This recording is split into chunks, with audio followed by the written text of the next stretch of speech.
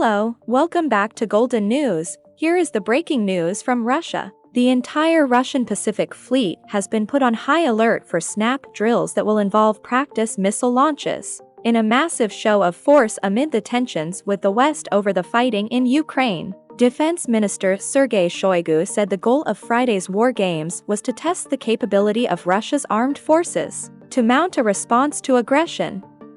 Along with the missile launches, the drills will also involve nuclear-capable strategic bombers and other warplanes, besides the naval aviation of the Pacific Fleet, Shoigu said.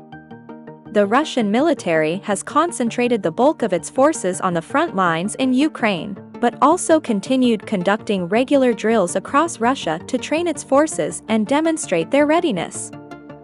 Kremlin spokesman Dmitry Peskov described the war games as part of regular training intended to maintain the necessary level of the armed forces' readiness. Shoigu noted that the scenario envisages a response to an adversary's attempt to make a landing on Sakhalin Island and the southern Kuril Islands.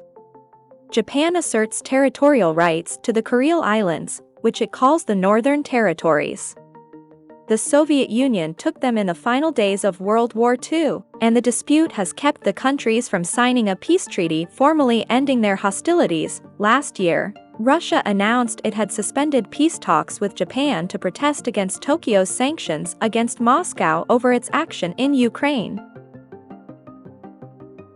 Russia has built up its military presence on the islands in recent years, deploying advanced fighter jets, anti-ship missiles and air defense systems there. The Pacific Fleet drills started days before a planned trip to Moscow by Chinese Defense Minister General Li Shangfu. The Russian Defense Ministry said Shoigu and Li would discuss prospects of bilateral defense cooperation and acute issues of global and regional security. A three-day visit to Moscow by Chinese President Xi Jinping last month demonstrated the two nations' partnership in the face of Western efforts to isolate Russia over Ukraine, and gave a political lift to Russian President Vladimir Putin.